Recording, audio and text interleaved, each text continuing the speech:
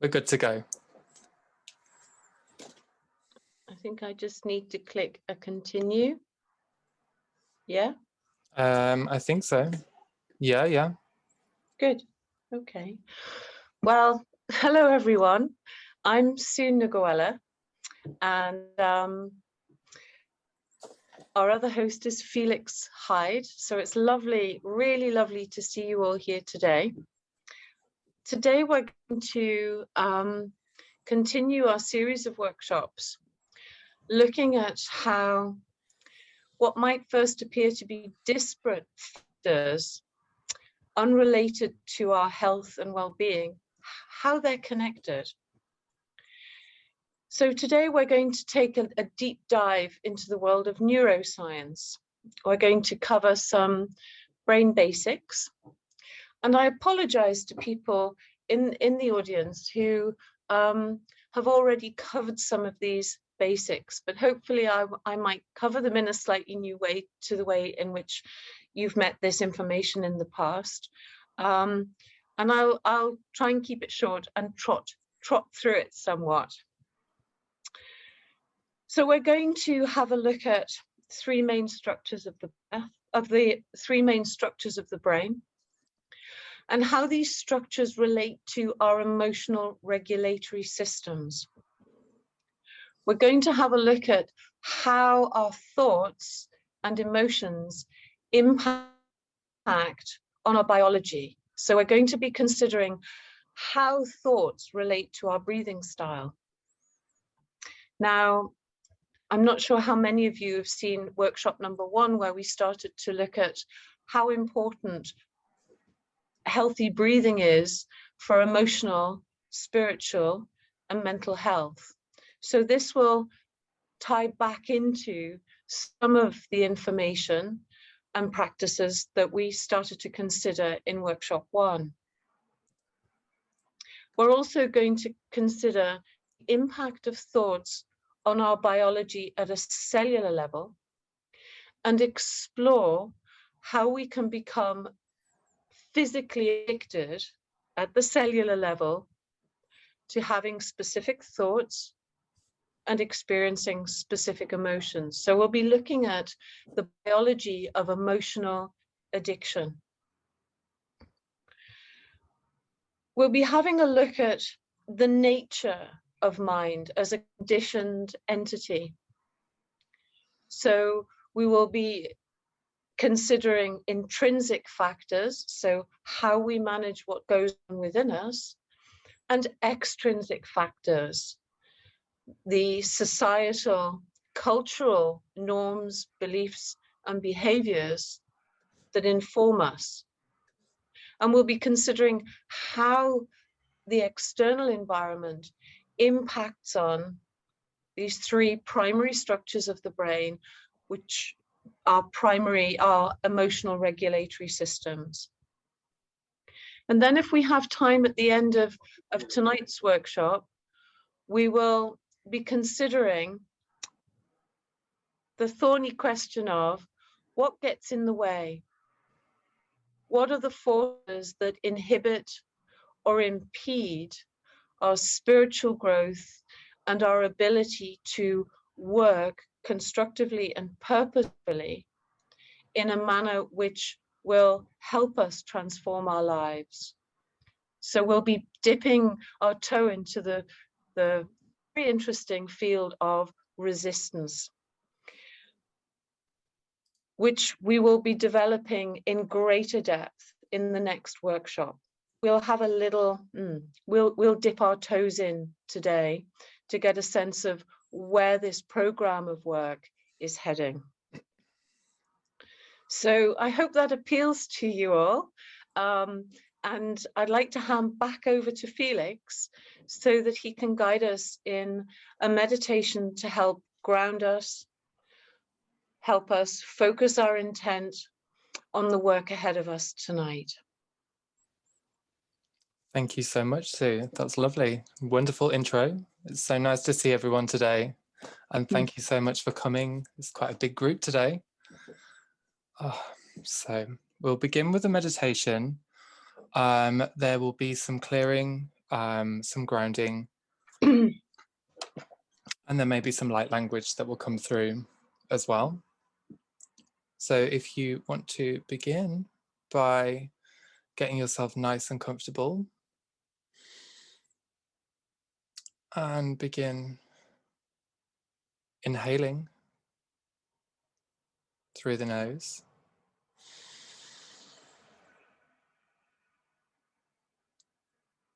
Breathing in a pink energy, filling the body, filling the stomach, the chest, the back. Allow the shoulders to roll back. And release out of the mouth vocally. Releasing that pink love into the room. Releasing all from your body. And on your next breath, you may breathe in, connecting with that pink energy one more time.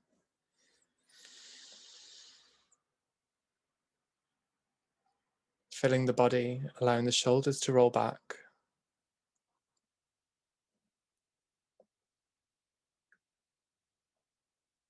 And letting the breath fall out naturally.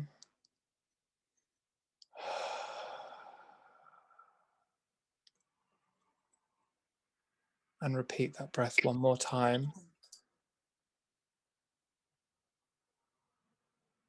When you're ready.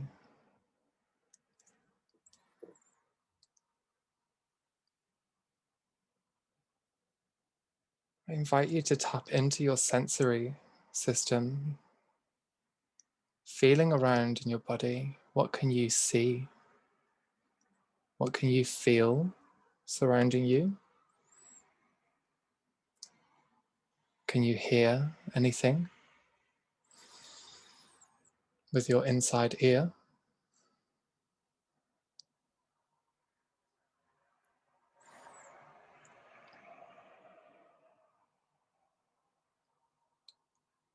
Can you sense any lights surrounding you?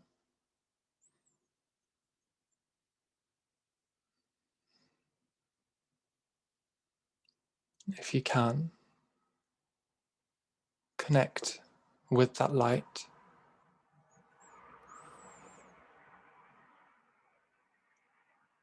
In a way that feels completely organic to you.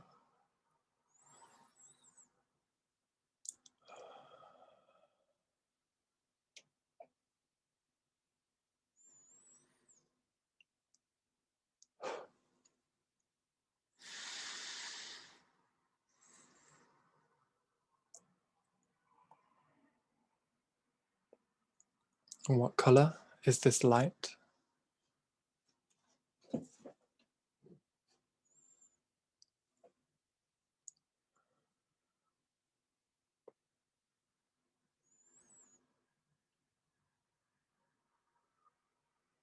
I invite you to fill your body with this light that is completely personal to you.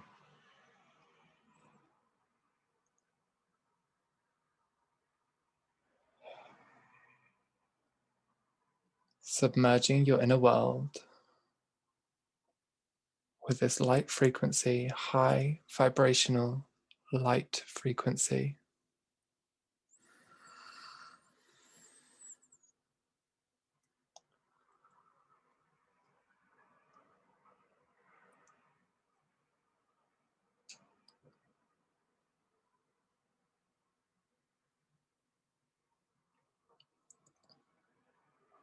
Perhaps you may want to add intention to this light frequency.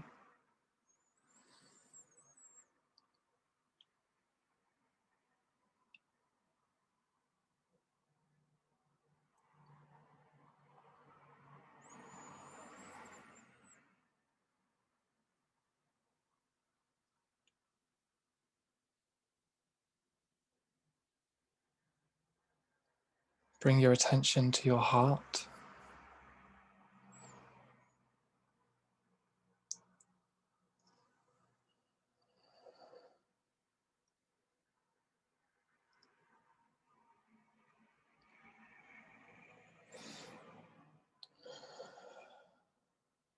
Kiantonos no oni moranti na aha kuros mo mutiesh ne entina atiaram damoyentina na a kaish tiane etian tirshne auto oro mo oi kienishni atianti tarasna amama.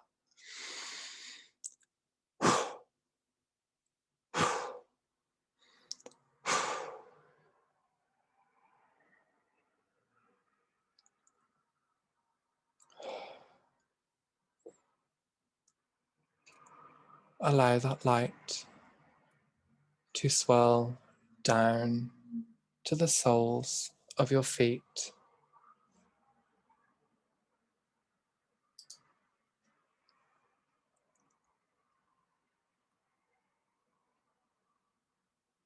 connecting to the earth, growing out like roots of a tree.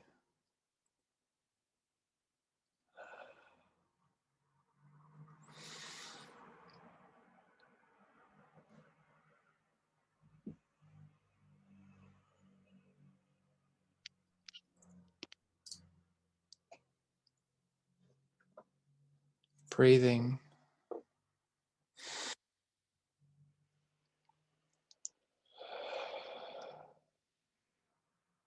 watching the flow of energy pour into the earth,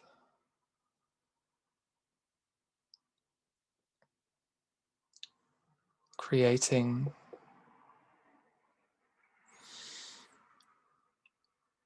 nutrients for Mother Gaia,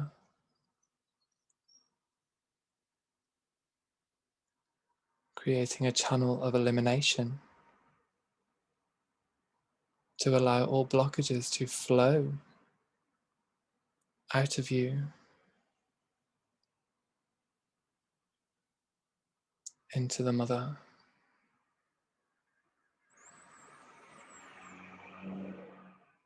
How far down do these roots go?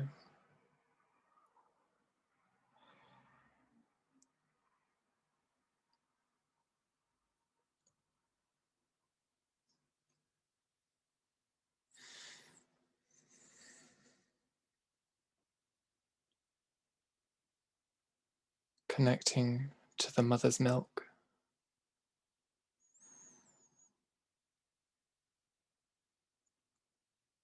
golden, nutritious energy flowing up the roots,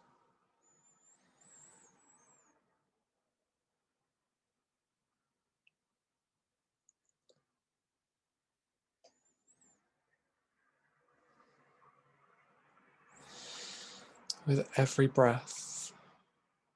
Breathe the energy upwards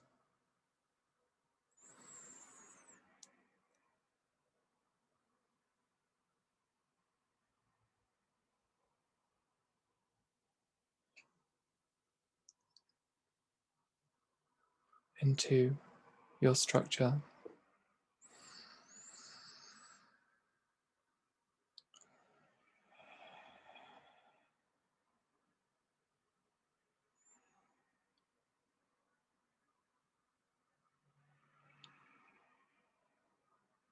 In this moment, we ask Mother Gaia to please connect us all to the new earth crystalline grid.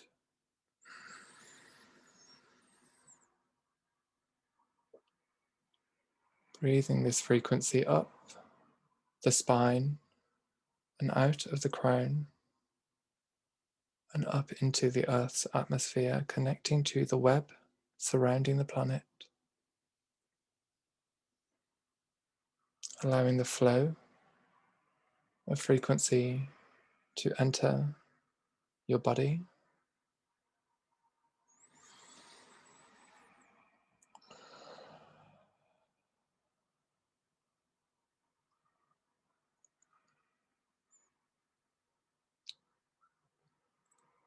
down through the center of the planet and out of the other side, creating a toroidal field from the new earth flowing through you.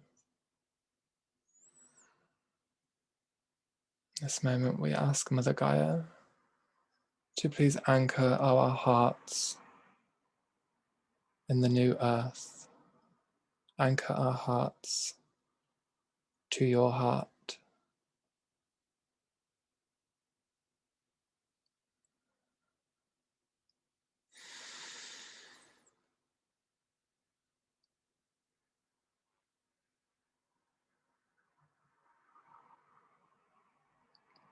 Can you feel your heart beat with hers?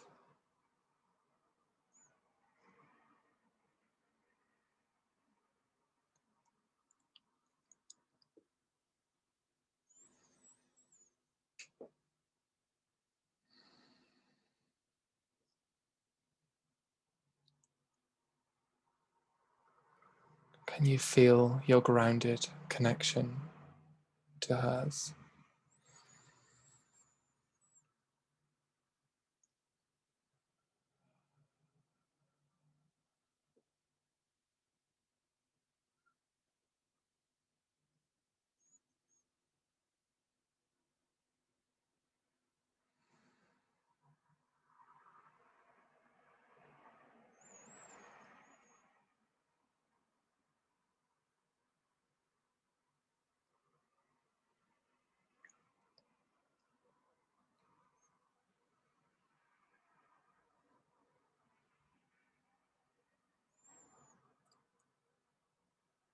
Can you connect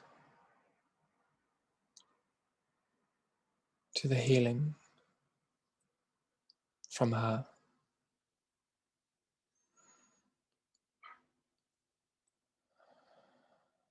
Kiamas mayanti nas naatia, taras nono o ki moria etieneshnia. Tarian naama a hakuros noonia etieneshnienti taram dmaia naatia hantoya. Kustin mieneshnianti taram dmoya naatia haras nusk. Toyish tieneshnia na halas na auto umosk moya na miara amamora. Karamta yana hauto mo o kieneshni inti tarantia atiandoya na karam the moyanti tishtia tatayanti parasna atianta yanto yana echene eshni antiana taishnia atiatoras no oti pokienesni etianasna harishnia naham the moyana atiatoyane ishtiana heya atayan Pakioras no oti poniene etianashni etianasna atiando mo okie kirishni entiana atia Tariam da moiana atia teshnia da aku urus no otiama.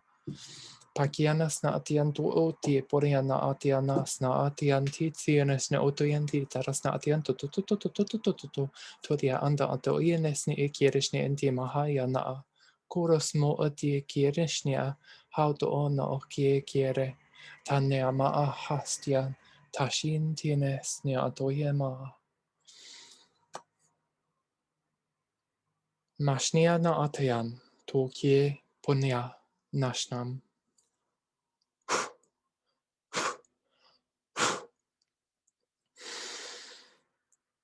Breathe.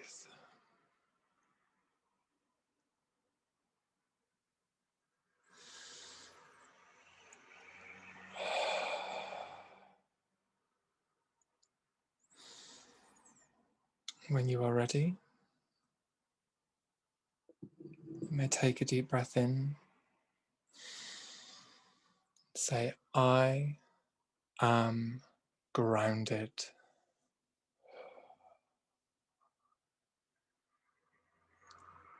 Lovely.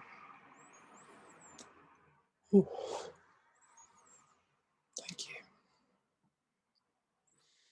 Susan, over to you. To unmute yourself, love.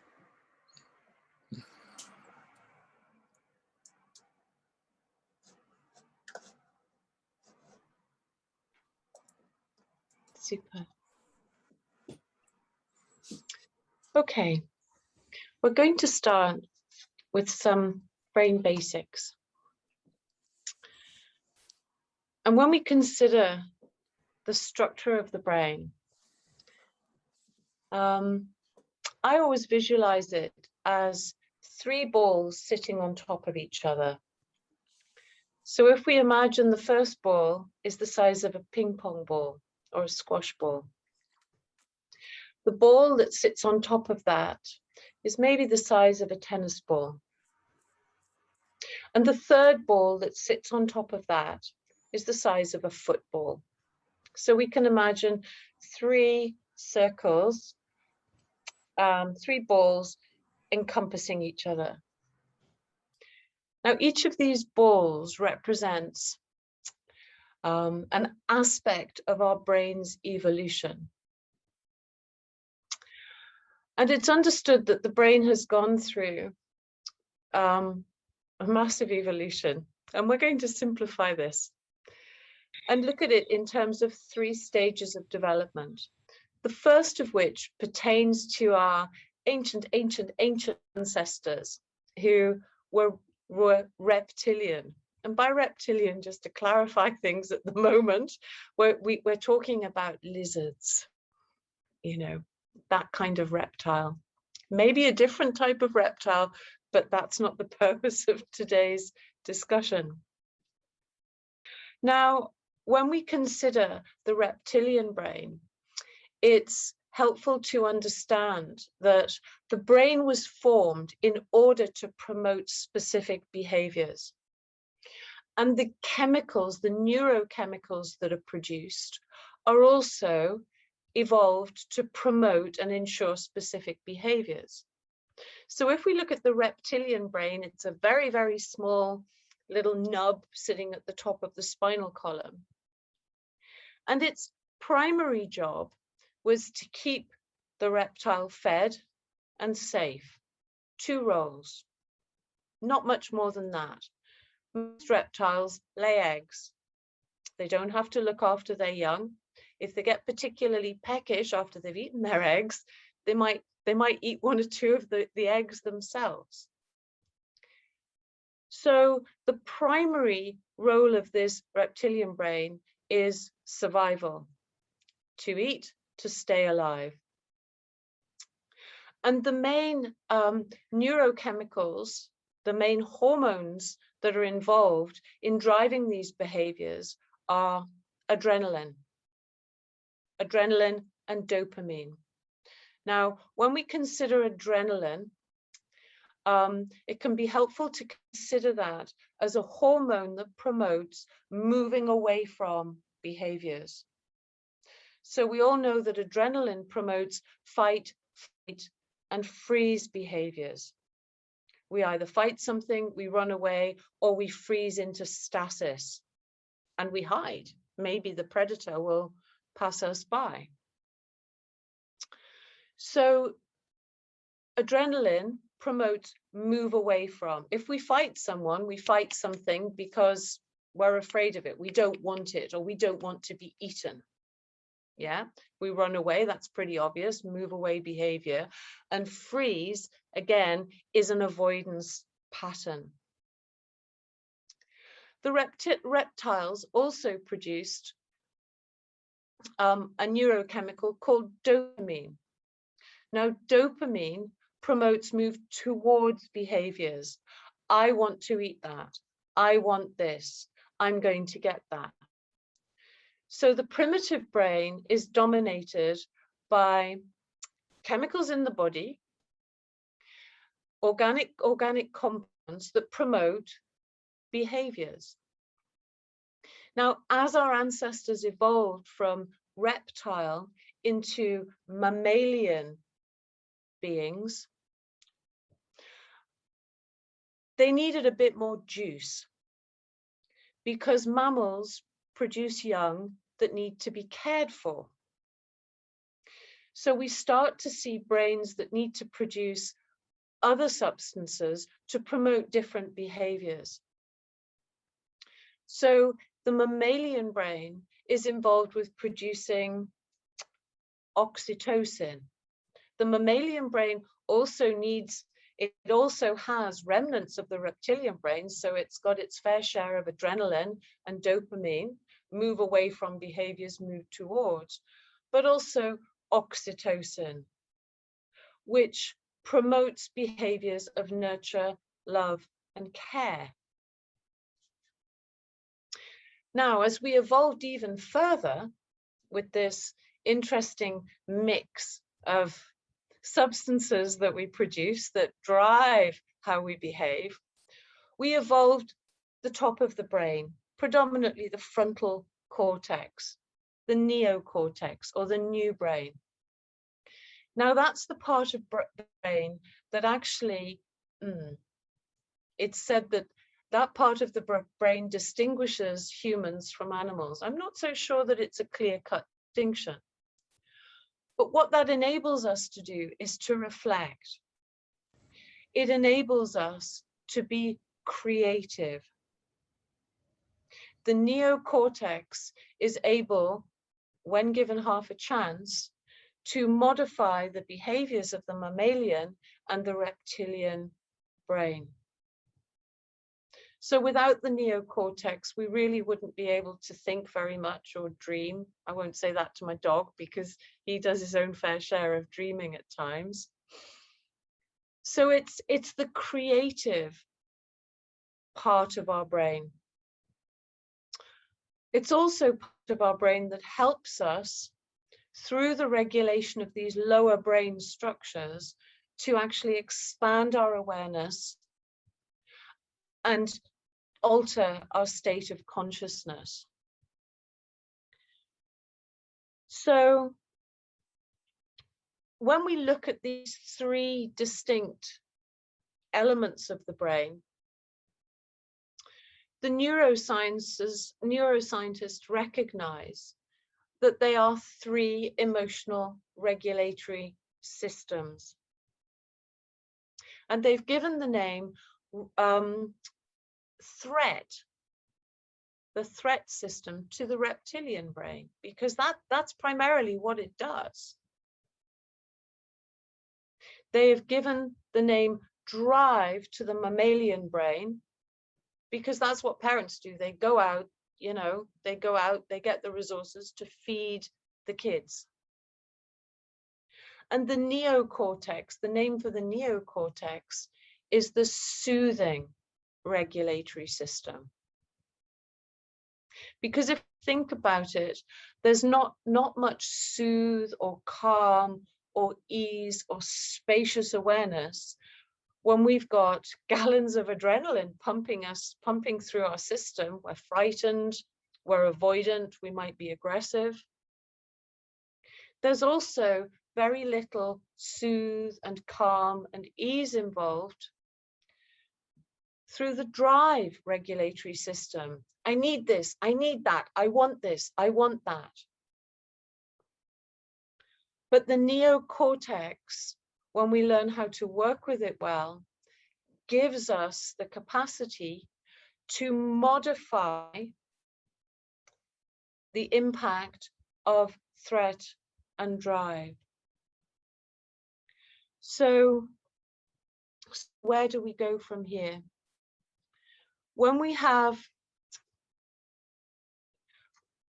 we have these three regulatory systems. Now, an interesting exercise for us all to do, and it shocked the pants off me when I first did this exercise, is to imagine that you have three circles in front of you. And each one of these circles represents one of these emotional regulatory systems. So one represents drive, adrenaline, busyness, fear, stress, anxiety, dislike, judgment. The next circle represents drive, how much we live our lives through these hormones, through these neurochemicals, through these behaviors. How driven are we? How much of our life is busy, busy, busy, busy? Trying to get things done, trying to get somewhere. And the third circle represents soothe. how much of our lives do we spend feeling spacious, relaxed, in the present moment, at ease? So visualize those 3 circles and see if you can change the size of those circles in your mind's eye, or if you've got a pen and a piece of paper handy, you can draw the circles on a piece of paper.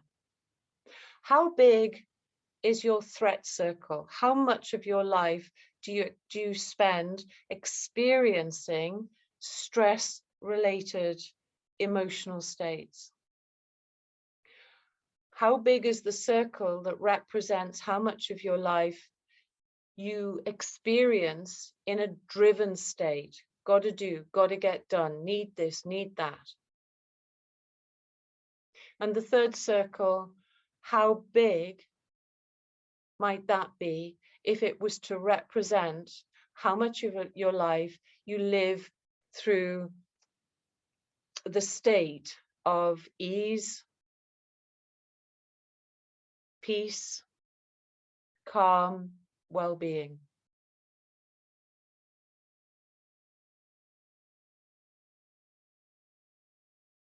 So just visualize that and give me a little wave when you've done that, when you've, yeah.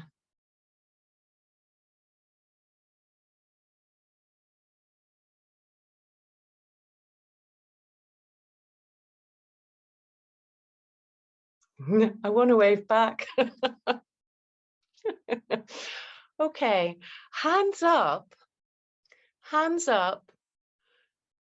How many people found that their threat circle was much bigger than the other 2 circles? 1. Sorry, hands up. 1, 2. Okay. How many people found that their drive circle was the biggest? Yeah, okay, a lot of drive. Okay, that's nice. And how many people felt that the soothe circle was their largest? 1, 2, 3, 4. Okay, so that's good. Okay. So that shows me you've all done a lot of work, and you might not need to watch the rest of this workshop, but let's see if I can disprove that. So we have these three circles. Let me just see where I am. These 3 regulatory systems. So stepping away from that for a moment, we can start to consider the impact of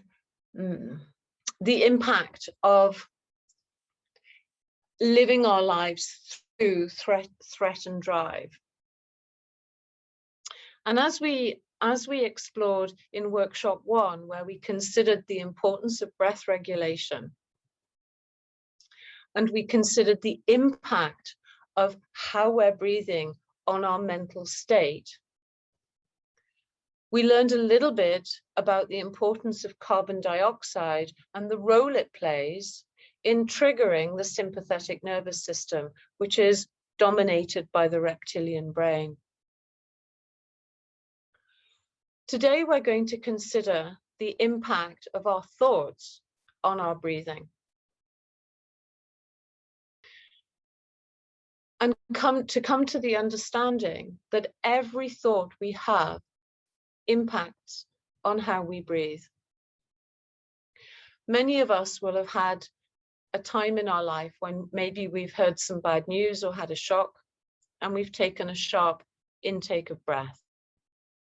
That's an extreme example of how our emotional system changes our physiology, which changes our biochemistry.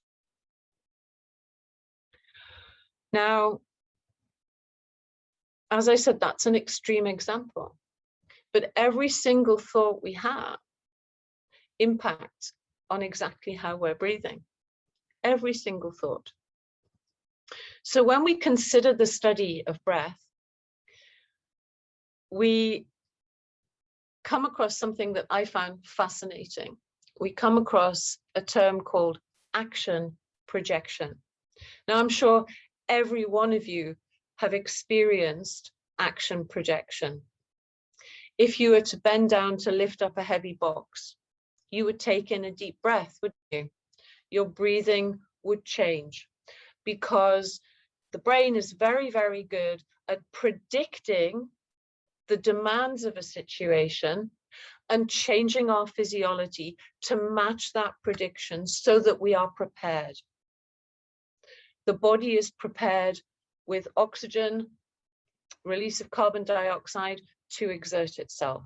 So we can see that quite obviously in physical tasks.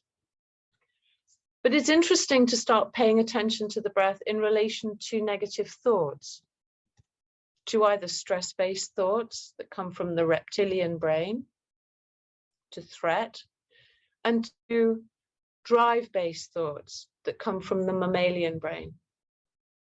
So every thought we have changes our breath.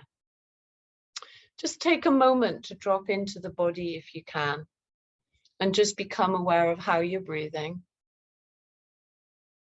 whereabouts the breath is resting in the body at the moment. So we can just tune into how the body is breathing itself, maybe in the chest, maybe a little lower down. Just take a moment to notice how the shoulders feel, the belly, the arms and the hands.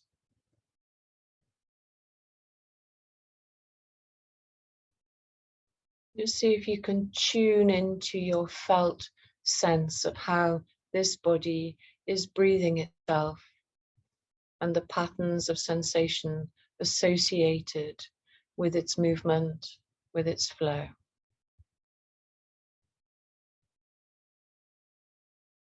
And then take a moment to think of something that is troubling you.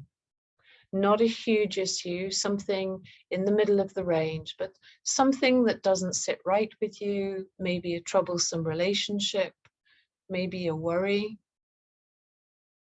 Just bring that to mind.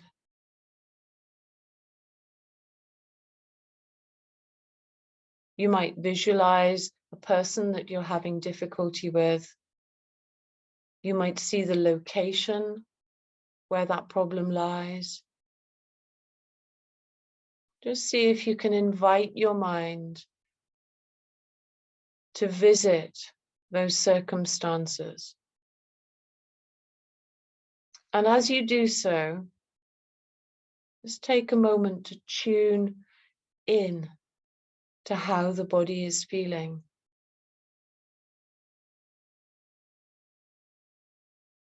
So on the in-breath, allow your awareness to expand throughout the body,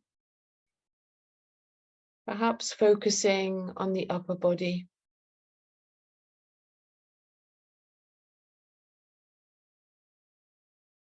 And as you breathe out, see if you can just gently shift your awareness to include the problem, the person, the issue.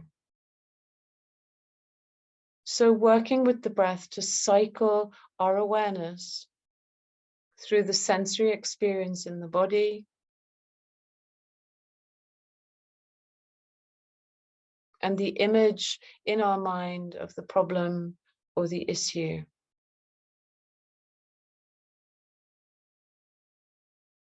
And notice how the body feels when this problem or issue has been brought into focus, is online.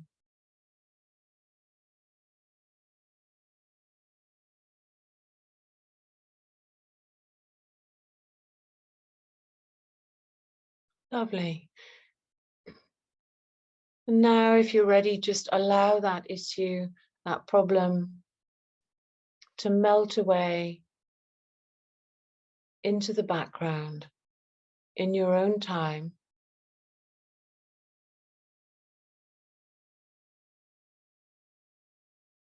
And see if you can invite your awareness back into the body, gently tuning in to the rhythms of the breath.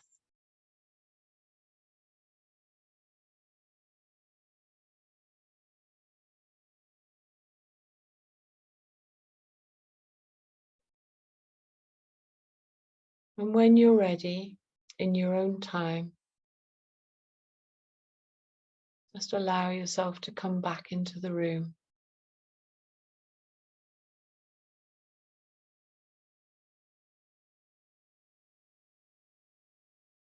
Yeah. So how many of you noticed any subtle shifts in how the body was feeling when you were thinking about that problem? Yeah. Yeah. How many of you noticed the rhythm of the breath changed, or that sensations within the chest became different? Yeah. Did anyone notice any increased tension in the hands? Did things get tighter in the hands, maybe the shoulders, the neck?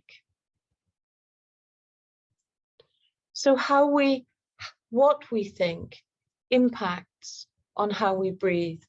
So it's yet another one of these cycles of interaction. So managing our mind is as important as managing our breath. If dysfunctional breathing habits impact on the nature of mind, the nature of mind impacts on the body, specifically the breath. But then if we move down to a more cellular level and we start to consider the juicy topic of emotional addiction, things get a little bit more interesting and perhaps a little bit more sinister. So some years ago, a couple of molecular biologists, many of you will have heard of one, Bruce Lipton was one, and Candace Pert, another, discovered the role of peptides and how peptides these are proteins produced as a result of the neurons firing in the brain. So the electrical energy created by a thought and an emotion, how these substances are created in the brain and transferred into the body. Now, what they discovered is that there are a range of peptides, and each of these peptides map onto a specific emotional state, a specific frequency. They're produced, the body is flooded with them, and somehow they find their way to the cells in our body. Now, cells are incredible things, and the most amazing thing about cells, in my opinion, is their membrane. Because the membrane is a highly intelligent, highly adaptive element of the cell. So let's imagine we have an angry thought, and that angry thought produces an angry peptide. That peptide will find its way through the body to engage with every cell in the body. And the cell creates receptor sites of exactly the right shape to receive the angry peptide. Lock and key. The more we are habituated towards negative thoughts, angry thoughts, worry thoughts, the more peptides, angry peptides we will make. The cell, being an intelligent entity, is able to perceive that the fluid surrounding it is full of angry peptides. So what does it think? Lots of angry peptides. I need to make more angry peptide receptors. So if we're habituated in our life towards lots of love and nurture and care, we will have receptor sites that are filled with, cell membranes that are filled with receptor sites specifically designed to receive love, calm, peaceful, joyous peptides. But if we've had an unhappy life or we've encountered many traumas, our cells may have become habituated to producing and maintaining an expectation for stress-related peptides. So the cell will adapt to the emotional content that our mind is producing. So when we wonder, how come anger feels like this in the body, and despondency feels like this over here, and joy feels like this right in here, we're looking at the effects of, or we are experiencing the effects of, those chemicals mapping onto our cells. Now the plot thickens a little bit because, say for example, we're used to getting up every morning and feeling grumpy, and we kick the dog, and we find that, you know, our partner hasn't done the dishes, that the top hasn't been put back on the toothpaste, and there's no milk left for a cup of coffee. So, you know, life's quite habitual, and we go through all of these kind of same things every day. So the cells become used to their morning hit of anger. They're like, yeah, they're waiting for it. Okay, they're conditioned to expect it. You know, 8 o'clock, toothpaste going to be all over the place. There's no milk, and the dishes haven't been done. Great. So that becomes the habit. Wake up, experience this cycle of emotions. Then what happens? You go on holiday. So you go on holiday. It's fully catered. You get up in the morning. You know, he's forgotten. He's your partner. I'm assuming it's a him. For some reason, the top is back on the toothpaste. Yeah, there's no dirty dishes because it's self-catering. Yeah, and there's loads of milk. So your cells are sitting there waiting for their morning dose of anger. And they then send a message back up to the brain saying, where is it? Where is it? So what do? We pick a fight about something else.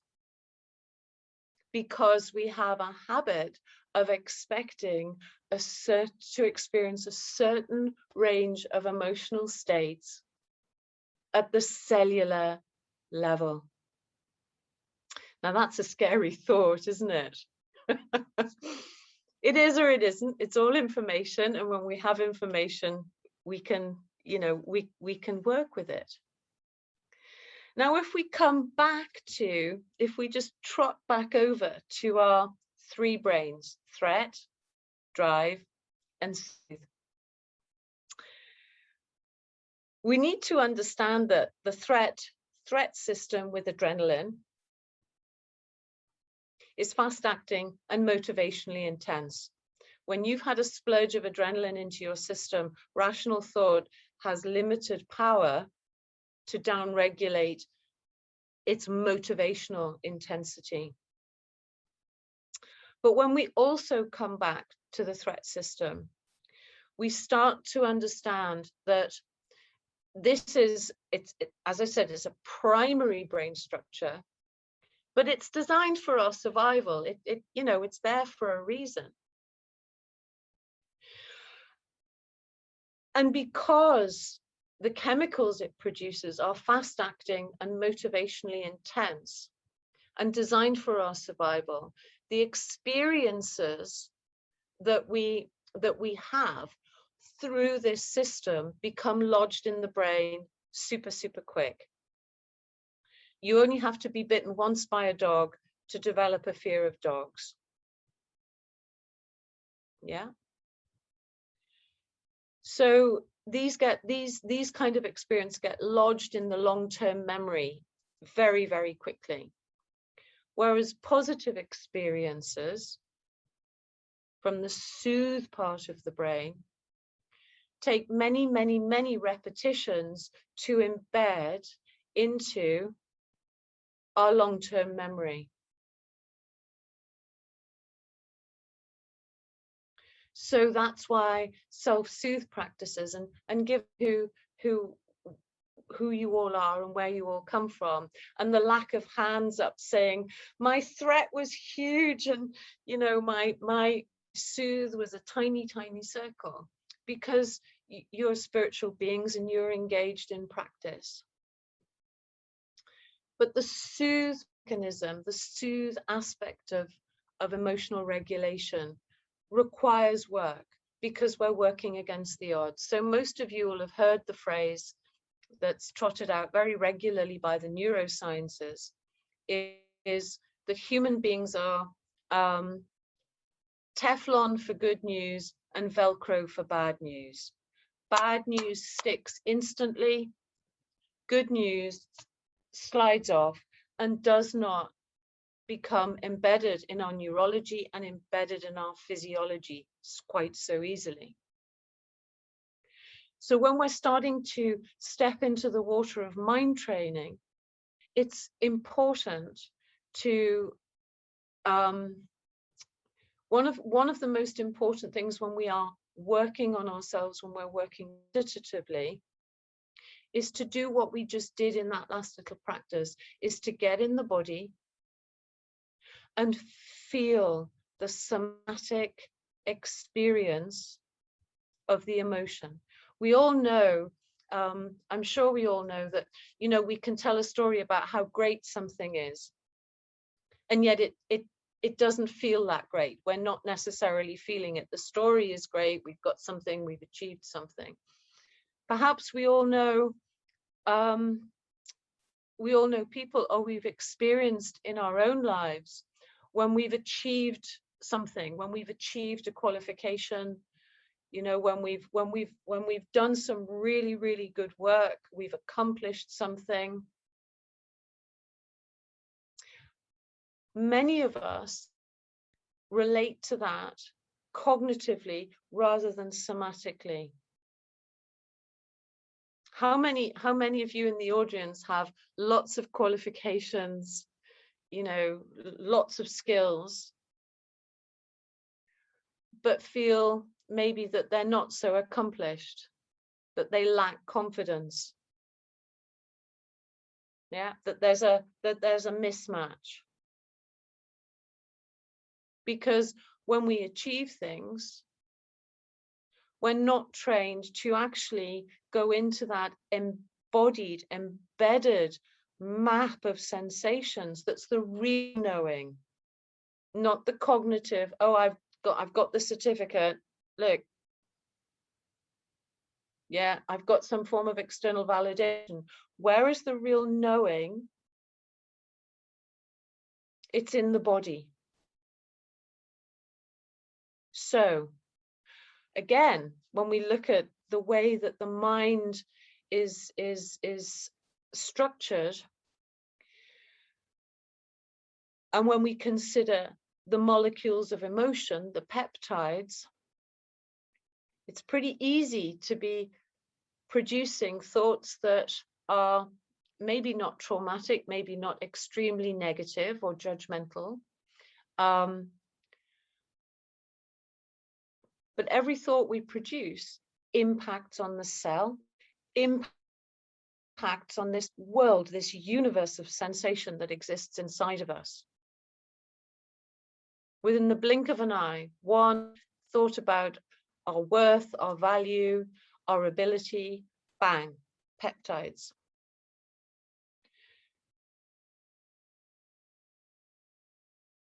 Felix wants to say something. He does indeed.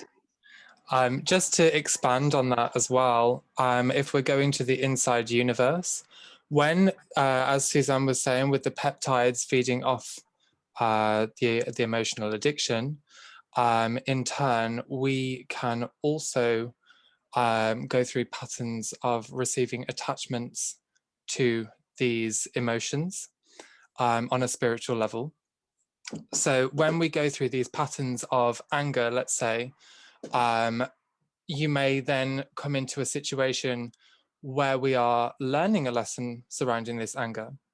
And during that period, if we're having a standoff moment with a person who is expressing anger and you're feeling it too, we can then open ourselves up to attachment.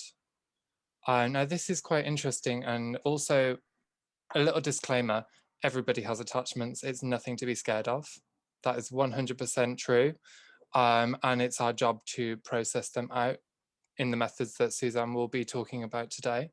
And also with energy work as well, that also works as well. So when we go through these, the vibrational match to the anger will be a vibrational match to the entity that will come in and then attach itself to this area of your body.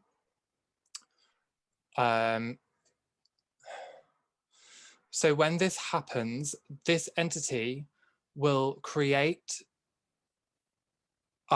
scenes or push heavier emotions within you that will allow you to feel more anger within you. It may be with people that you've never even experienced as well. It can come in the most random of ways.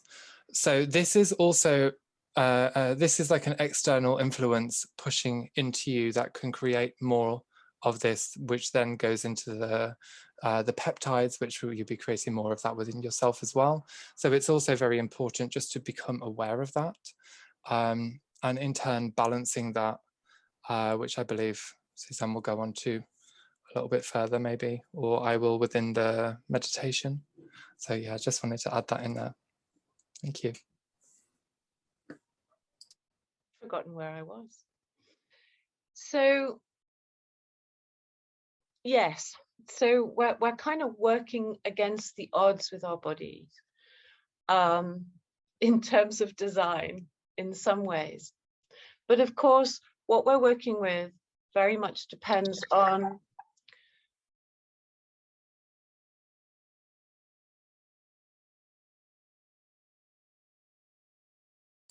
Suzanne, you're muted, sorry. Super. Yeah? Can you hear me? Yeah. So when we start to work with the mind, I think it can be very helpful for us to formulate understandings or frameworks of understanding that can have utility for us. So understanding that the mind is a conditioned organ,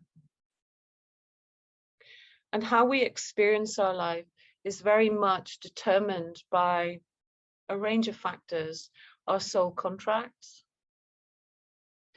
the nature of the family that we were born into, the era that we were born into,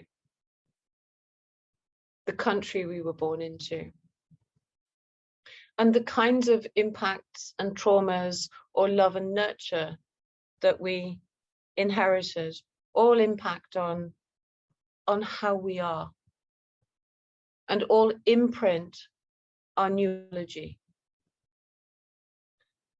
So I thought it would be helpful to consider the brain with these three structures, in particular threat, given the times that we're all living through and the amount of uncertainty and fear that no doubt we all experienced in one way or another.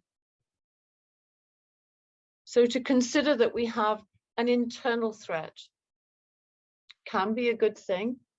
The reptile brain was designed to keep us safe, but the reptile brain was designed to keep us safe from external threat.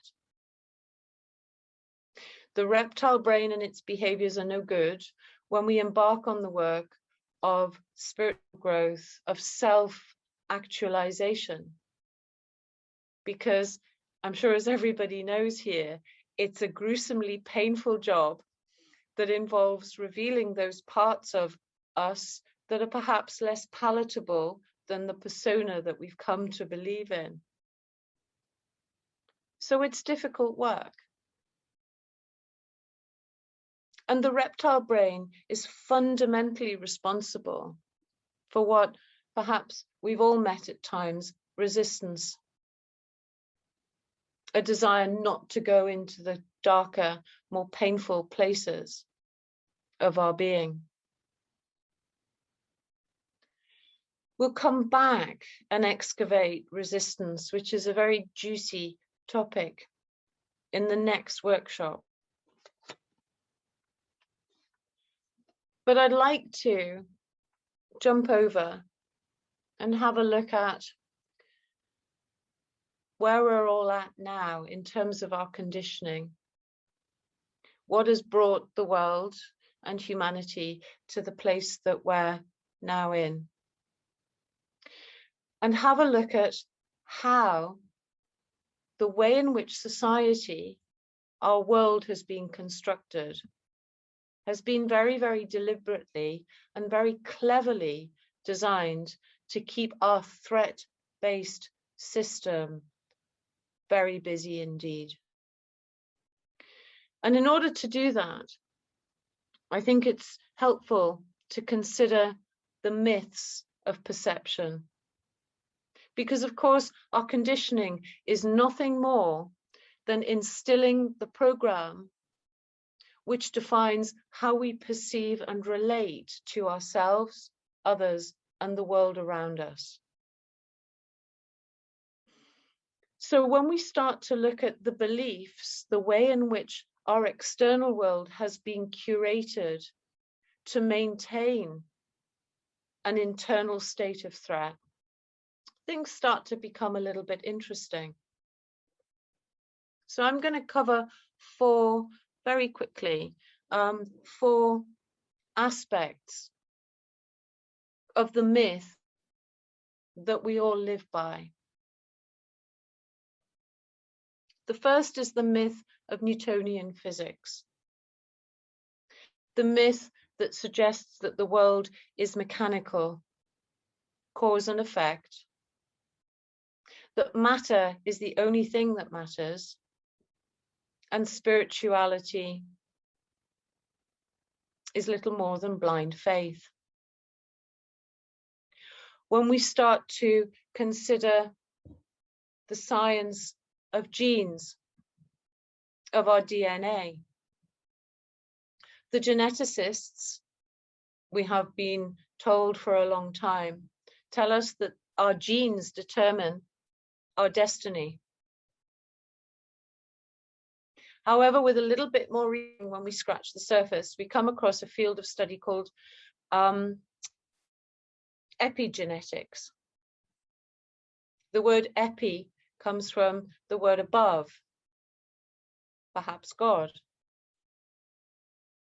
And what epigenetics teaches us, the essence of all of these workshops, is that instead of being powerless, hapless victims of our genetic heredity, we determine the expression of every gene in our body by how we think, how we breathe, how we move, what we eat and drink. We are in control of our own health, not Big Pharma, not the doctors. When we have the knowledge, we are not powerless, we are incredibly powerful. If we consider the narratives pertaining to evolution that we've all been inculcated with, that evolution was just a random Big Bang thing, random. When there is no purpose, we become purposeless, pointless. When we further explore the narratives pertaining to evolution, we come across Charles Darwin, who is purported to have said that the driving forces constituting our evolution were competition although he did later refute that. That's not a very accurate or clear representation of his work. But it was politically, socially advantageous to certain groups to promote competition for survival, continuing to struggle, because they're the things that are required for growth. A French microbiologist by the name of Lamarck was alive during Darwin's time, and Lamarckian theory completely negated Darwin's theory, emphasizing collaboration and cooperation as the driving forces for our evolution, but not politically acceptable, not aligned with the needs of those people who control and dictate, curate and manage the soup of culture, beliefs, norms that we evolve in and that we live in. And all of these three narratives point in one direction, that we as beings are powerless. We are victims,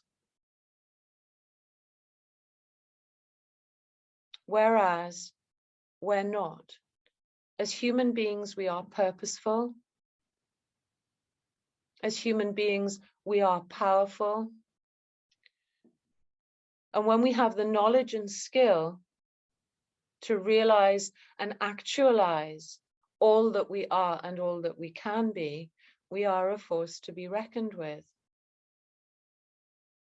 So when we consider these three dominant narratives, the emphasis on the mechanistic and material relationship to the world, that our genes control us, we have no agency, that evolution is random and we're just dropped here, and that competition is the only thing that is important. All of these narratives feed into a nexus of beliefs that keep us locked into social dynamics, economic dynamics, and relationship dynamics that fire up the reptilian brain. We're fearful. Oh, I've got an ache in my shoulder. I need to go and see an expert. I need to make more money. I've just had a child. What do? I need to compete for survival. What does that mean? How does that inform our behaviors? Well, when the reptile brain is involved, it doesn't do a very nice job of informing our behaviors. So hopefully we've started to explore a little bit, excuse me.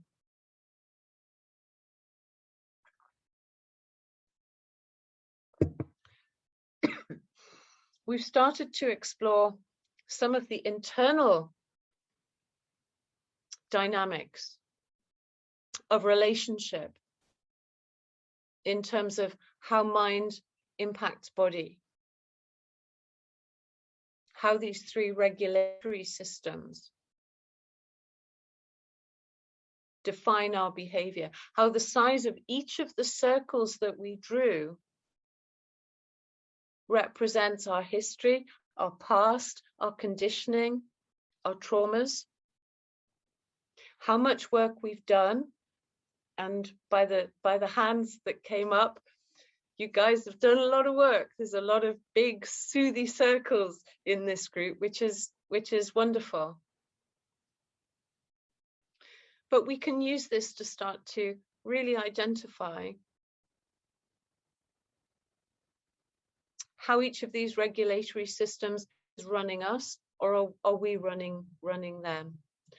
How much in control we are of our thoughts, our emotions, and thereby how much are we able to use our thoughts and our emotions to control our breathing, to control what shape receptors we're growing on our cell membranes.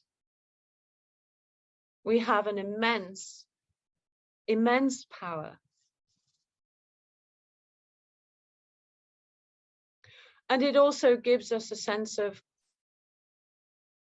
a set tool with which to start navigating, deconstructing, and reconstructing that nexus of beliefs and ideas that inform every aspect of our life. Who we are, what we can do, what we can't do, and what's possible. Because when we start to understand the connections, we start to understand how possible healing and health and spiritual growth is. It is within all of us. So I hope that's been helpful and interesting. And I have 10 minutes left before I hand over to the lovely Felix. And I would just, given that you're all such an advanced crew, I would like to guide you in a short meditation called Smiley Eyeballs. Has anybody practiced a Smiley Eyeball meditation before? Would you guys like to practice a Smiley Eyeball meditation?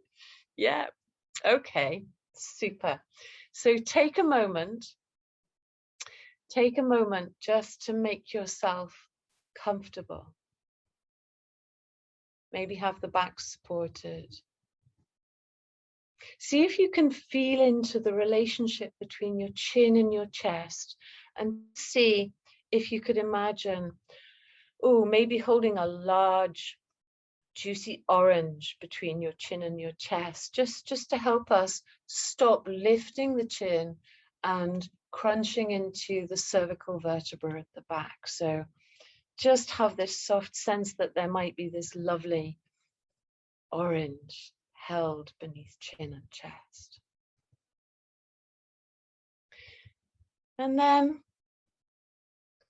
see if you can invite your awareness inside the body. Perhaps choosing to connect in with the breath, maybe the nostrils, feeling the soft flow of air entering and leaving the body.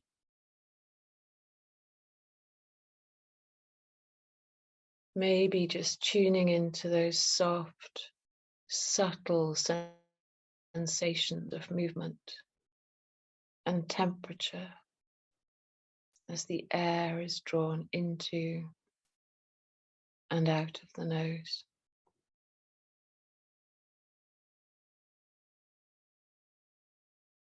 See if you can allow your awareness to scooch right inside your nasal membranes, allowing your awareness to taste and savor every micro sensation.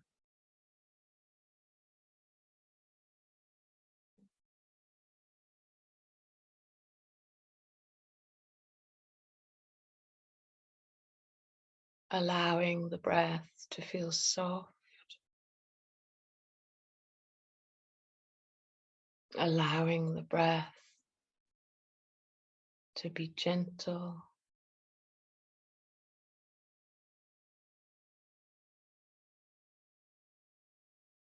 and in your own time, see if you might like to expand your awareness right inside the body, the chest, the back, sides of the rib cage, the belly. And just take a moment to notice how this body is breathing itself right now.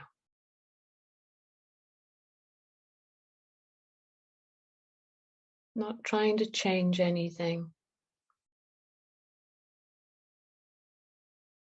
Not trying to control the breath in any way.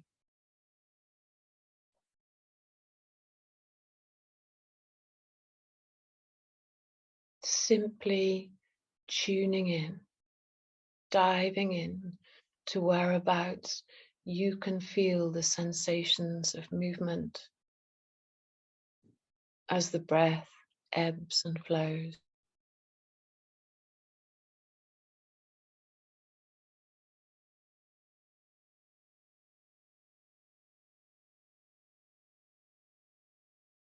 Coming home to the body.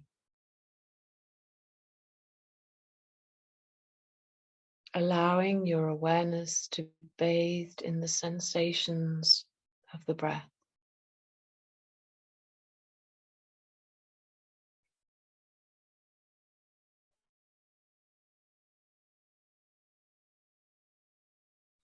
And then, in your own time, see how it might feel if you invite the breath to soften down, lower down the body. If the breathing has been in the chest or the ribs, see if we can drop the breath down towards the navel. Maybe tuning into the soft swell of the belly.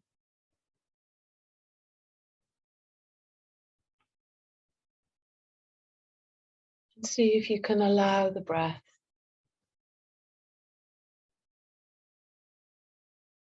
to be of equal duration on the in-breath and the out-breath.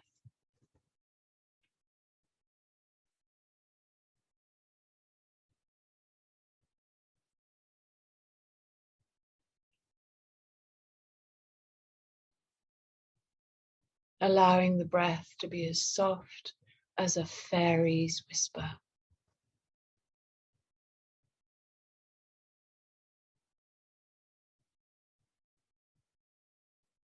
Allowing your mind to become drenched in the sensations of breathing.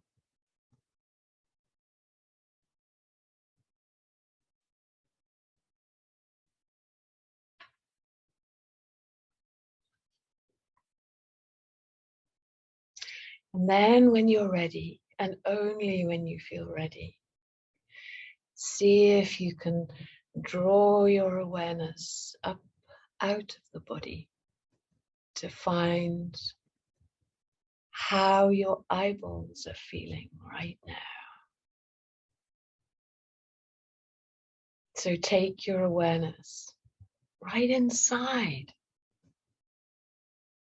both of your eyeballs and just notice how they're feeling right now. They might feel a little tired, tight. They might feel a little heavy and concretey.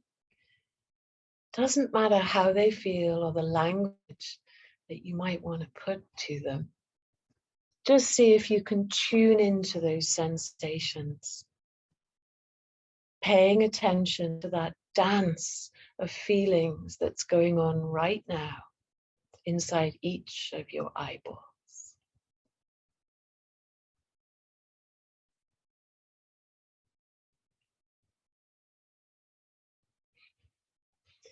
And then see how your eyeballs might feel if every cell in your eyeballs had a soft, welcoming smile.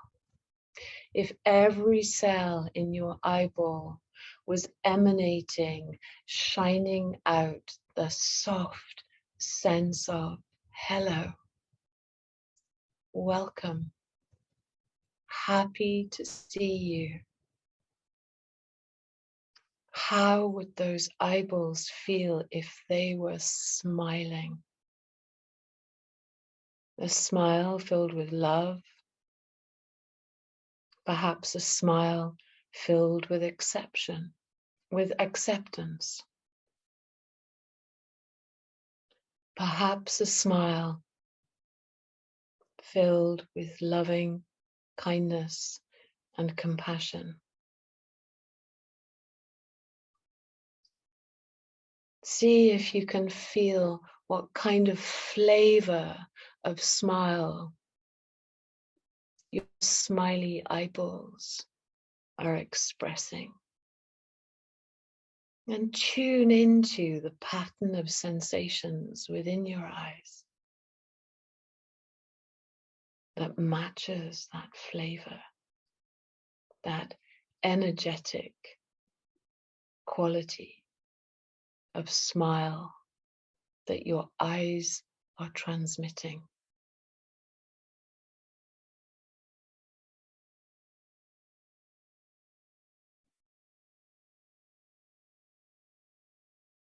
And then see if you can allow that sensation of a smile to bleed into the muscles around the eyes. Feeling perhaps a soft wash of sensation move beyond the eyes into the temples,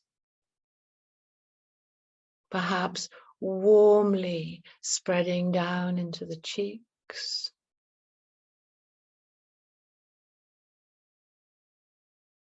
Allowing this radiant smile sensation to soften the jaw,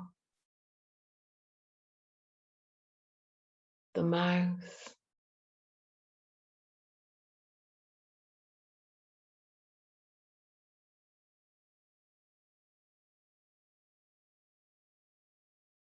allowing every cell in the face to radiate this soft quality of a smile, welcoming, open, warm,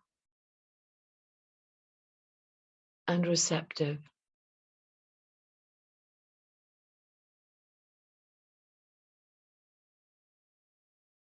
Lovely.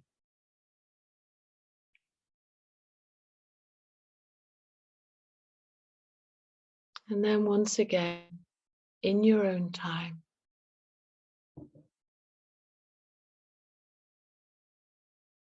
allowing the awareness to move back to the natural breath.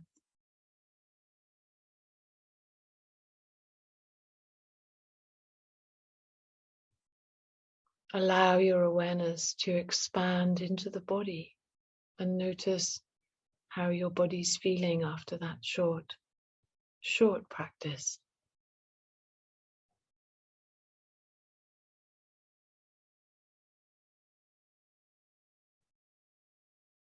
And in your own time and in your own way, find yourself back in the room.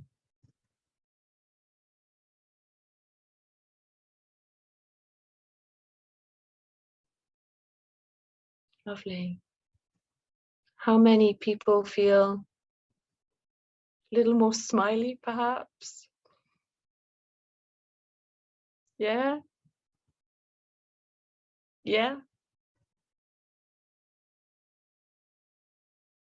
Super. We'll ask some more questions about that when we finish.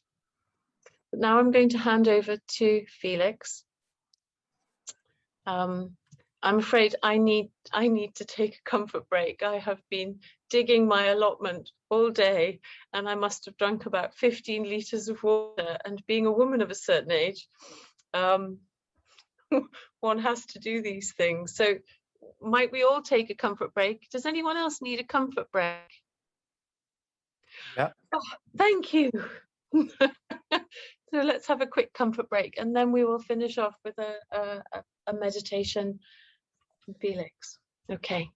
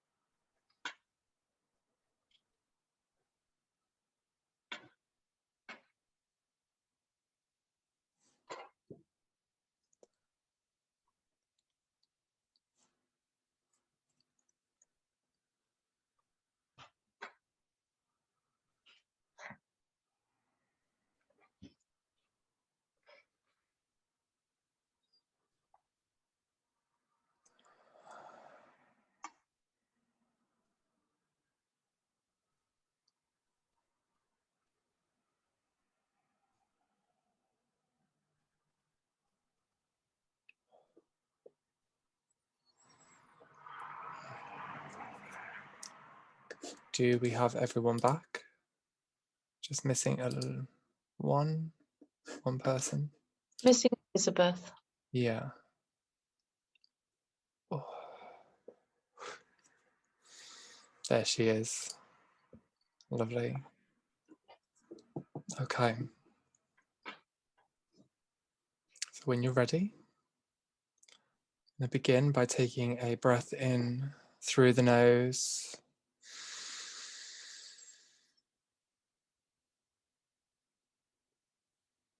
Applying love and white source light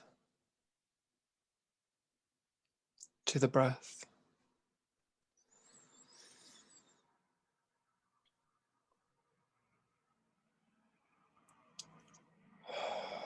Release.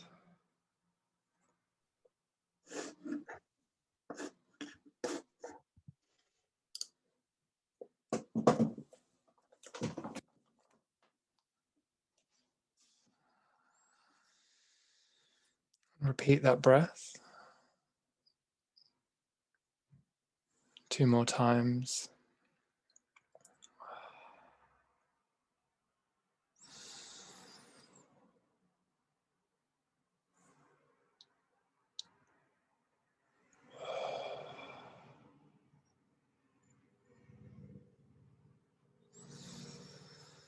Breathing in the source, love light, white diamond dust into the body.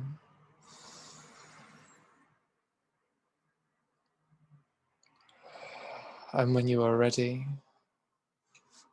regulate your breathing.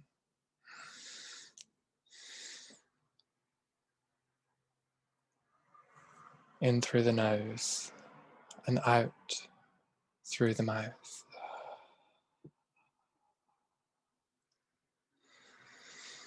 In this moment, I ask Archangel Michael for a tube of white light for all, grounding all down to the Michael crystal, the diamond core of Mother Earth.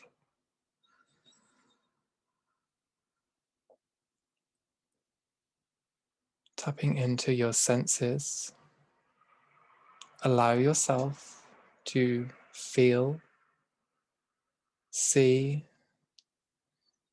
hear, know this light coming down around you and flowing through you.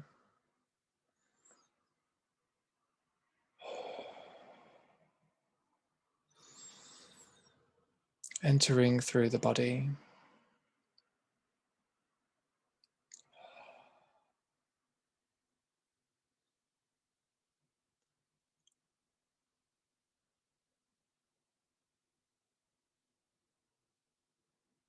Grounding your consciousness within you.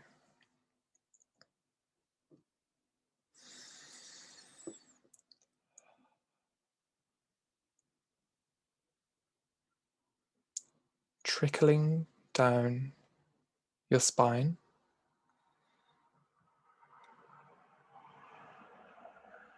To the legs. And out of the soles of your feet.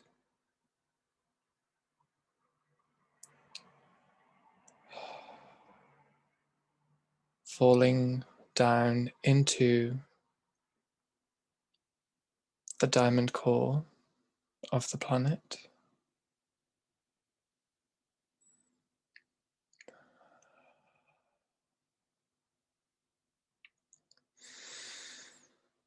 And take a breath.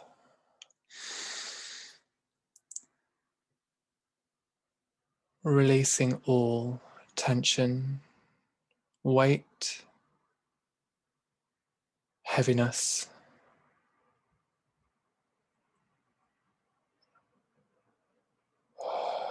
Down to Mother Earth.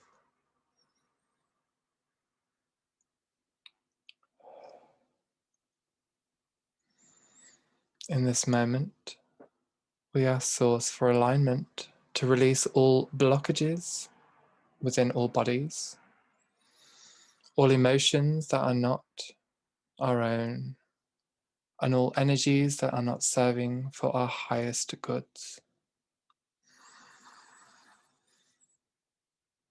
Release it all through the grounding tube.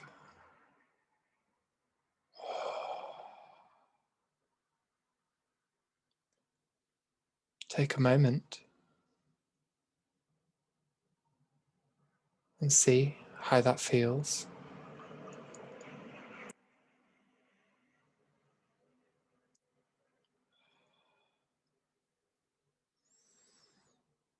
Invite in the breath.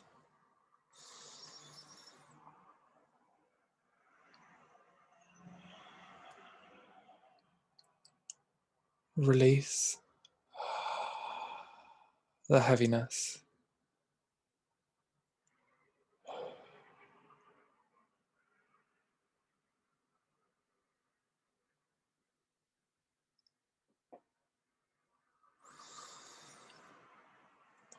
This moment we ask Source for alignment to release all patterns, programs, belief systems, negative thought form,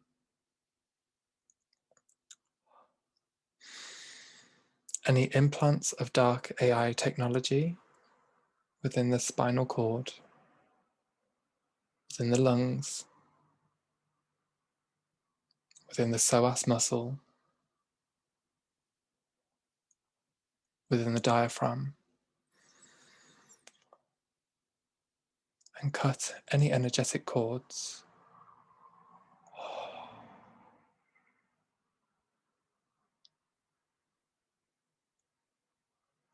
Allow yourself to release for your highest possible trajectory and your highest possible good.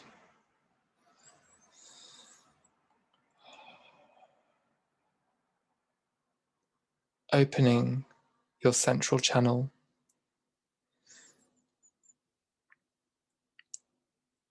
and the channels of the divine masculine and the divine feminine.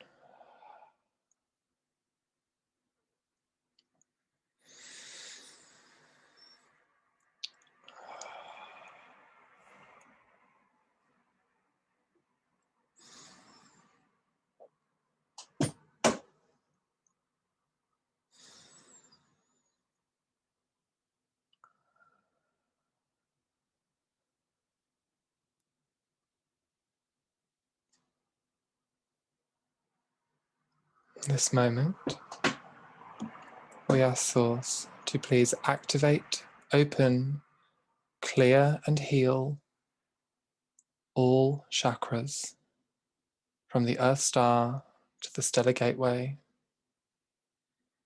and everyone in between.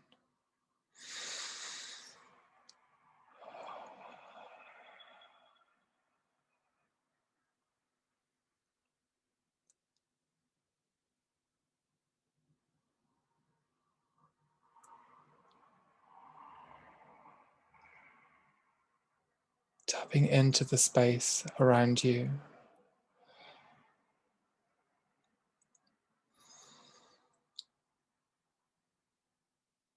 Notice if any tension has left certain muscles.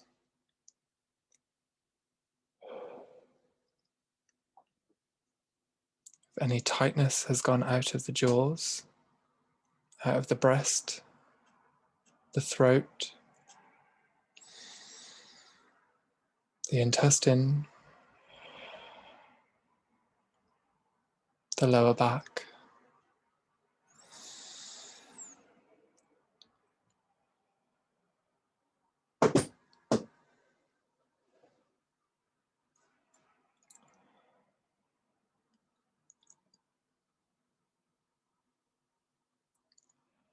Do you feel heaviness in your feet as you release, or in the legs?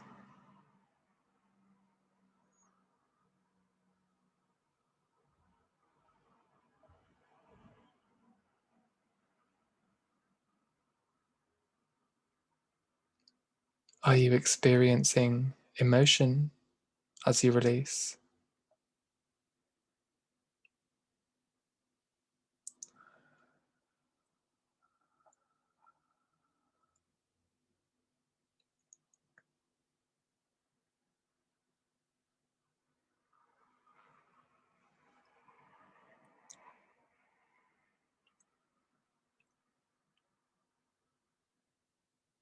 From the universe, from Source,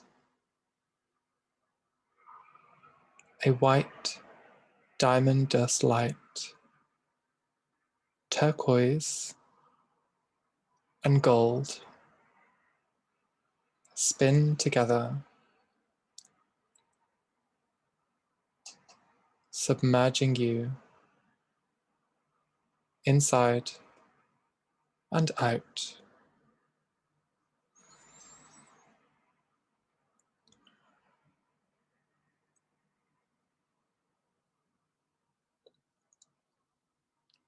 Bringing with them a violet crystal flame swirling through the vortex of energies.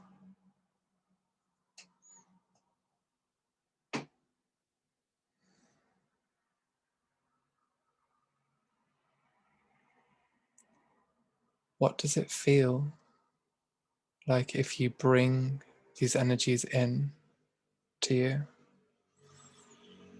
In through the crown, pouring caramel sauce onto an ice cream.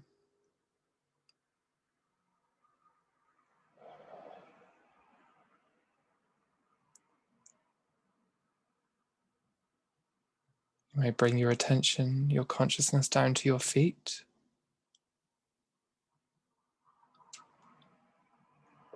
Allowing the body to fill with these frequencies and with this violet crystal flame.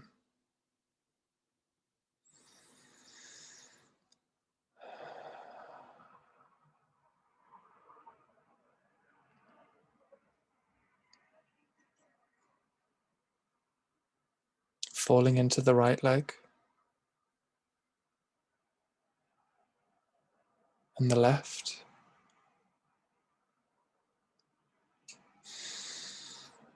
And into the hip creases. Into the sexual organs.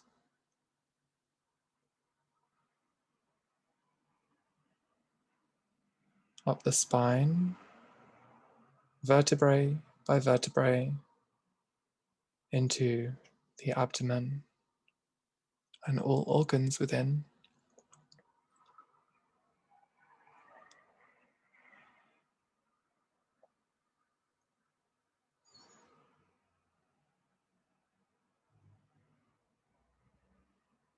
Raising the Kundalini energy.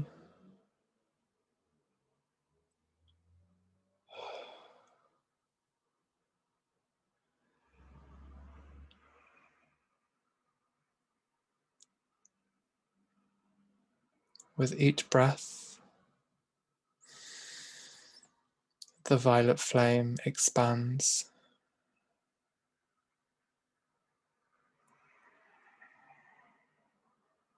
transmuting all frequencies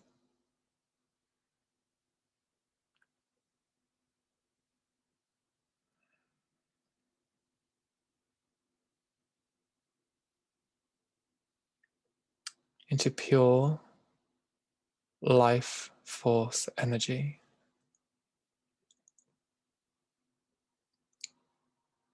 Dissolving all dark energies within you and without you.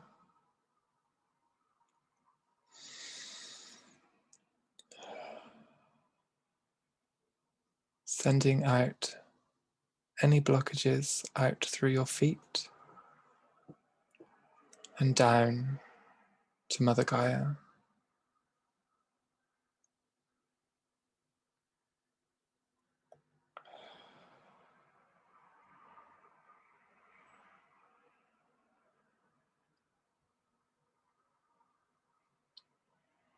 What would it be like to step out of your body at this moment? Where would you go?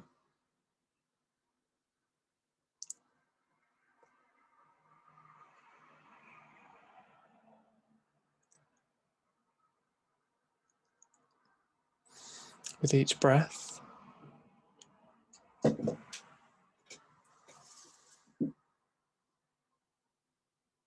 feel yourself coming out of the physical body with the flames and the energies flowing through, clearing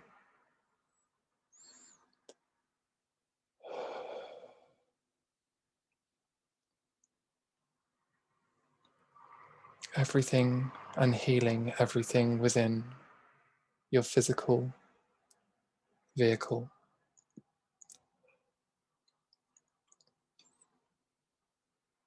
As you step out of your body,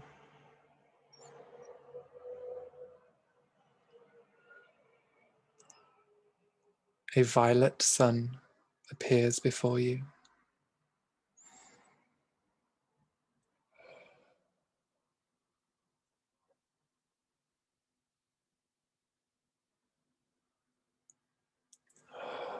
Rotating to the left,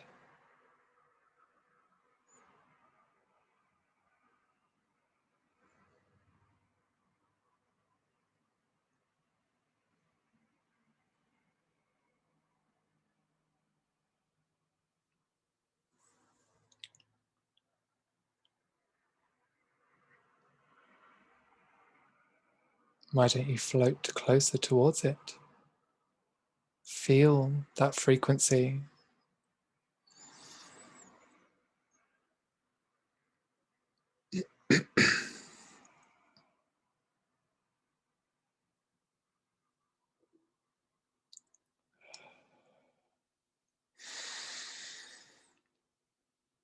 Smell the heat coming off it.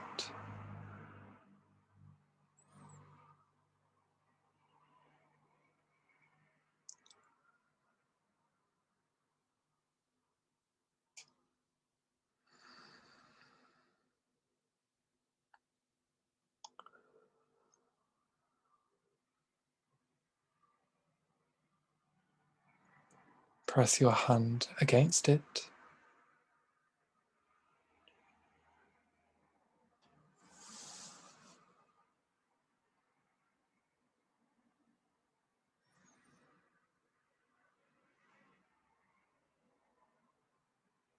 Submerge yourself within this violet sun. Take a moment to see and feel the difference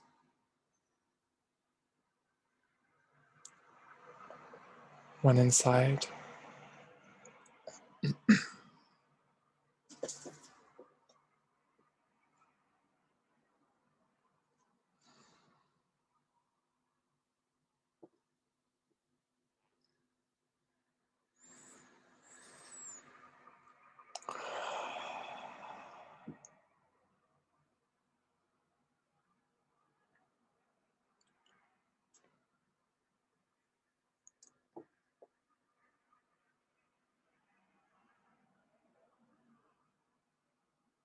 See yourself within this violet sun.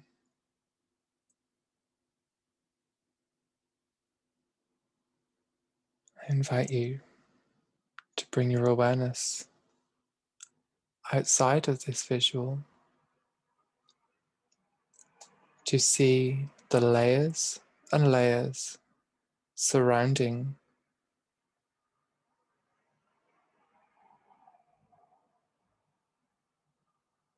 where you sit in the middle.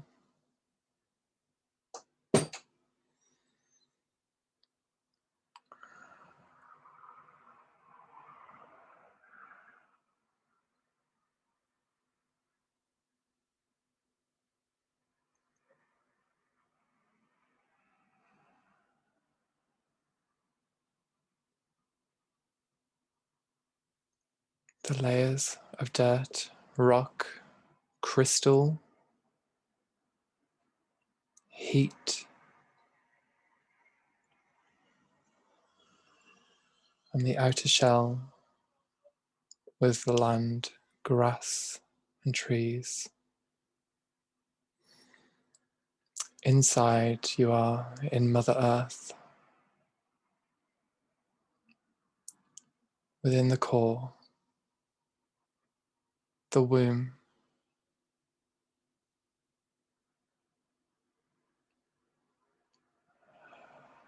Floating, submerged in Mother's amniotic fluid.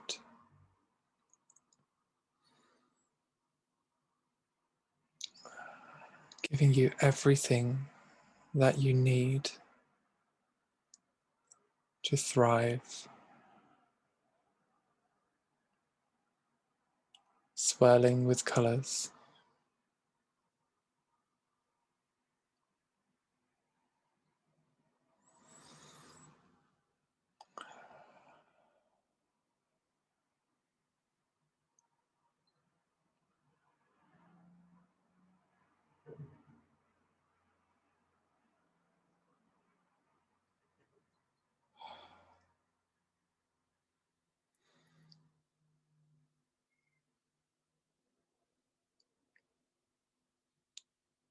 Allow yourself to connect with every color, intention,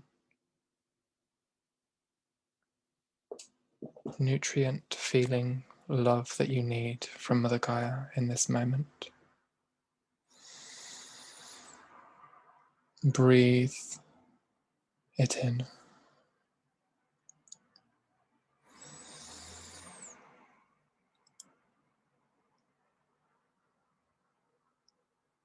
She's there to provide you with everything that you need.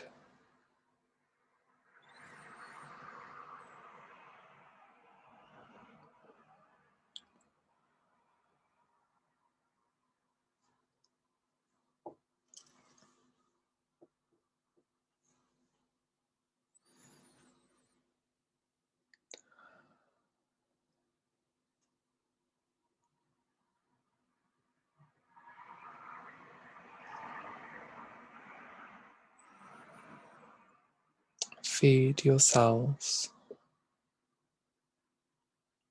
with unconditional love from Mother.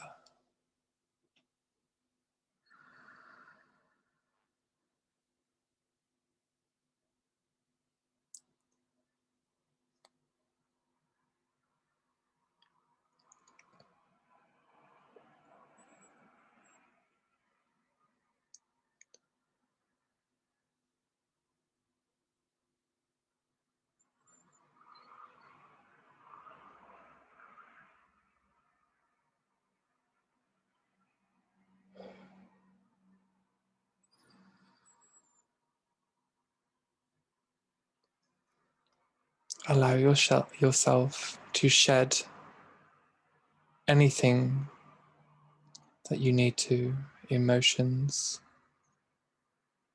memories, people, places.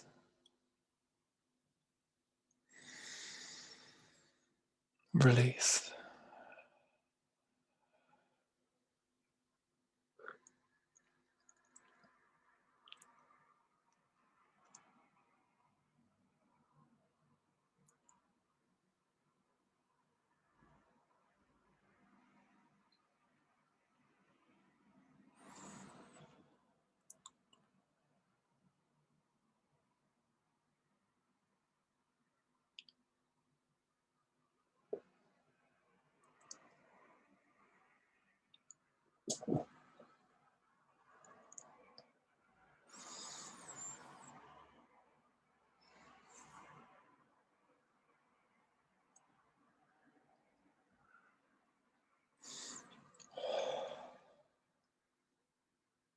Breathe.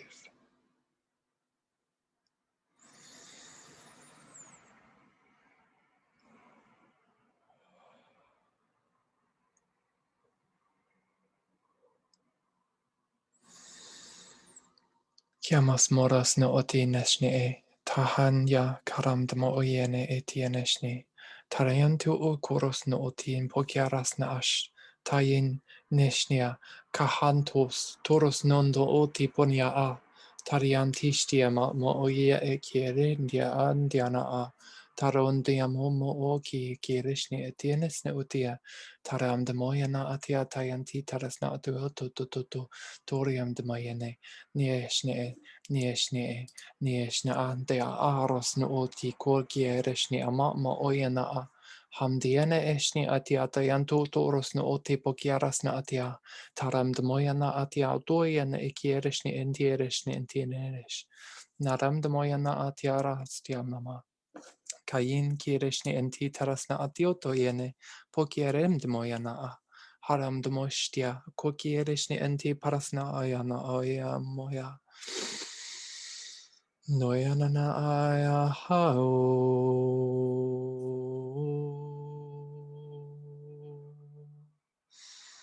ham namahaya hiyana yoku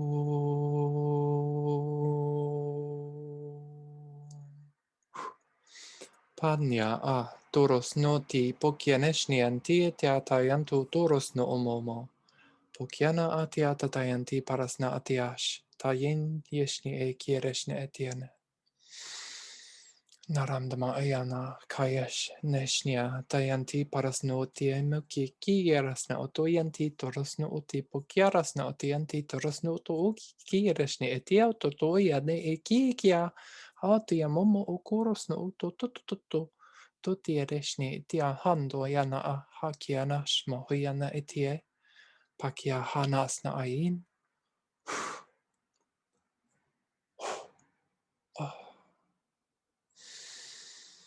Receive the activation, the healing codes of love light.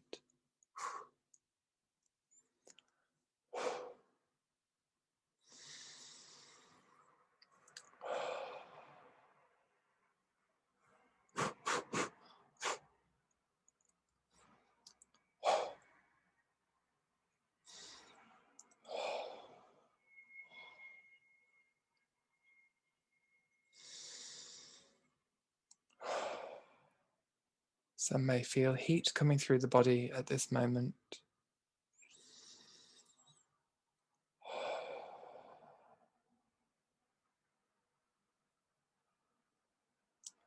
You may now thank Mother Gaia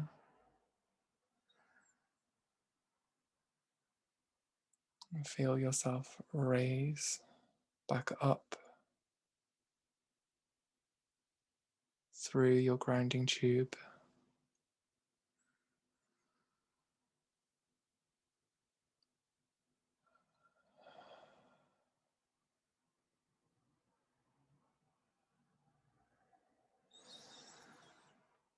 Acclimating back in to your surroundings, assimilating back in to the body.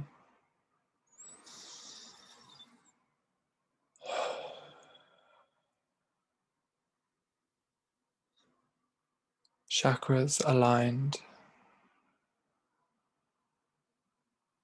energy balanced and flowing. Central channel open.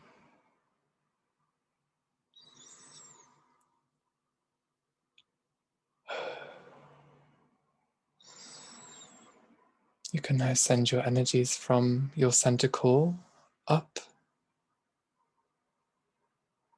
out of the crown of your head, through your vertical axis, back up to connect with Father at the 13th chakra.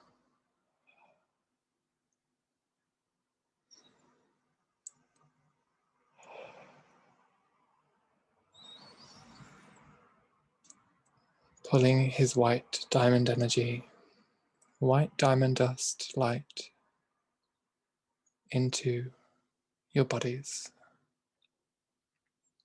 sealing the healing work done today.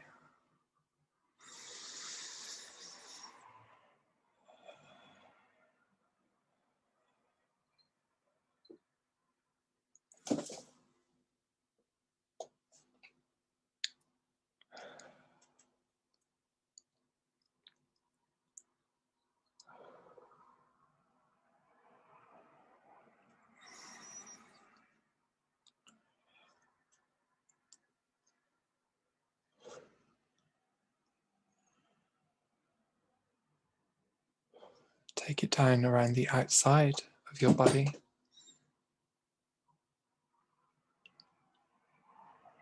cocooning you in white protection, white light.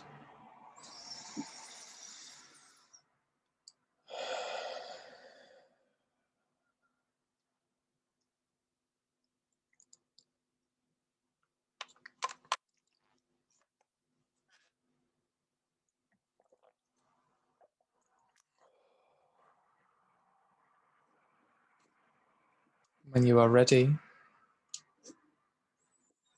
wiggle your toes, your fingers, and your nose.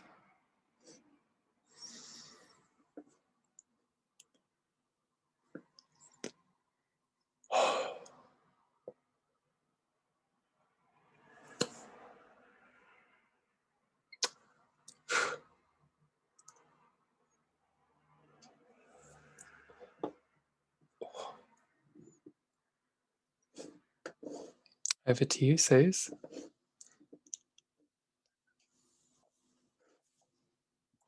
Just need your mic on.